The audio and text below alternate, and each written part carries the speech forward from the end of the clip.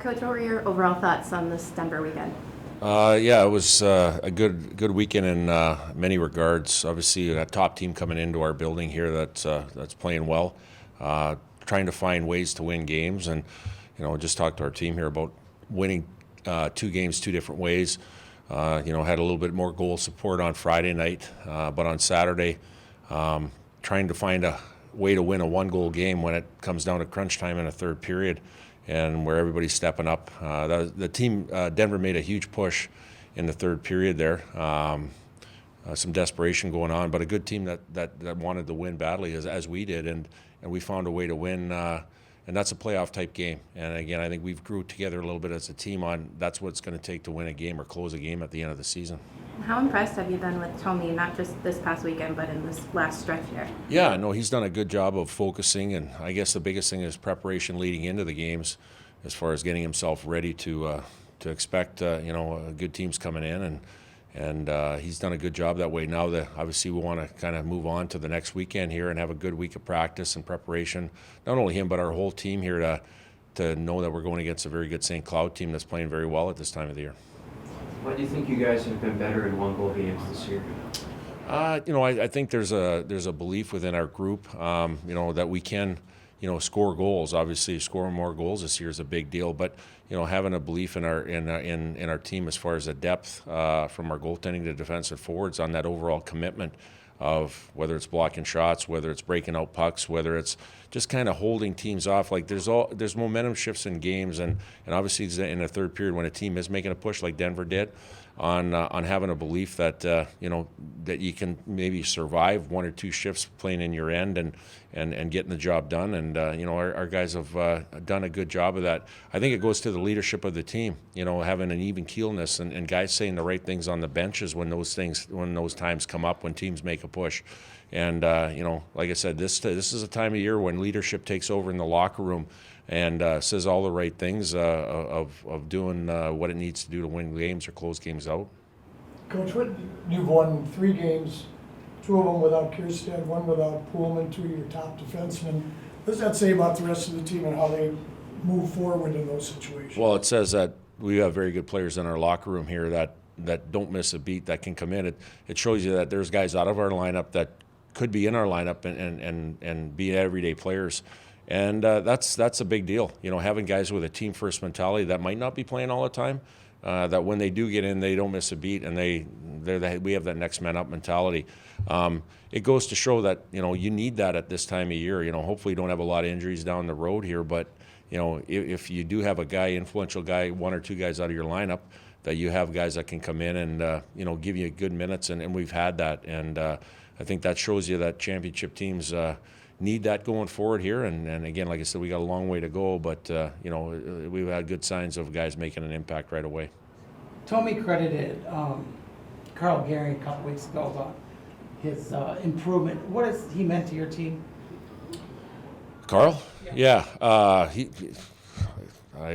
guess you couldn't really put anything into I don't know where to start other than the fact that he was here before as a volunteer assistant, had very good success working with the goaltenders. Now his role has exponentially been added to as far as what he's doing, helping our defensemen as far as doing video and extra drills after practice, and just communicating with our defensemen and making them better each and every day. But the goaltending, he's always been there for them as far as keeping them sharp in practice and trying to get those guys better. But I think he's a guy that's lived our culture. He's came here to North Dakota and had great success winning a national championship as a goaltender, All-American.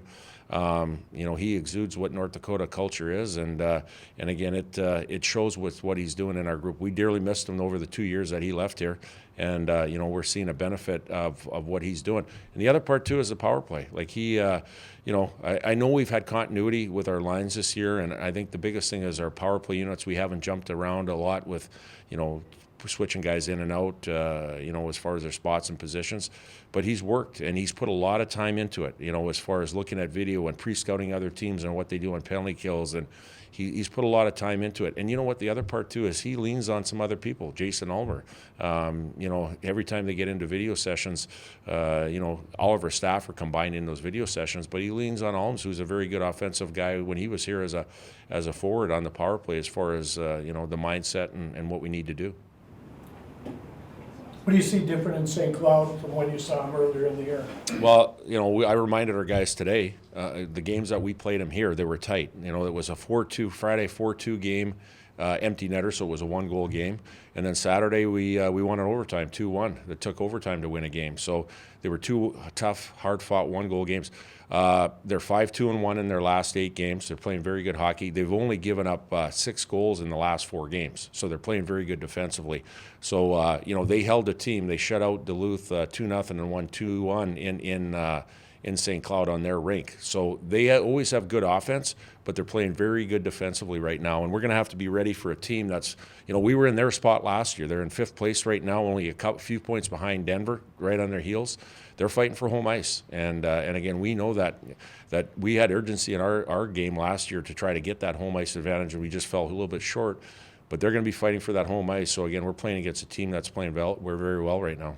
Even in those couple games without Pullman or Kierstead, the defense has looked really good recently. Is there anything you've seen change in the last couple games that may stand out for defense? Well, I think a couple things that come to mind are, obviously our D-men of holding lines and having tight gaps and playing assertive, but our forwards are a big part of that. If our forwards aren't tracking back and helping out on the play away from the puck, then it kind of leaves our D on an island. And I think our 5 guys are playing tight together, which helps. Goaltending is another thing. Having our goaltenders back there, not only stopping pucks, but when teams dump pucks in, whether it's rimming or putting a cross corner dump, these goalies are coming out to help play a puck. They're like a third defenseman back there of breaking out of the defensive zone. So I think there's a few things that go into it. But yeah, you're right. I think they're playing as a close unit back there, and they seem to have some chemistry and continuity. Is there an update on Gavin Ing? Yep, he will be skating today. First day he'll be going on the ice. So we'll see how that goes, and I think that's a positive sign of hopefully not too far down the road of being in our lineup. What have you seen in the progression of Andrew Peski in his 4 years here? Yeah, it's a great thing to see. He's like I said, I'd be the first one to admit it. His career here has kind of been up and down here a little bit. Probably not the way he wanted it to go coming in as a freshman, but to where it's at now, it's a credit to him. He's worked at his game. He's worked at a lot of different things to put himself in that position. I think probably the biggest thing is the mental approach to the game, knowing what his role is, knowing what he needs to do to play at the next level, and he will play at the next level. To find a niche in college hockey for him, and he's embraced it. And I just watched the video here, on the Saturday night game against Denver.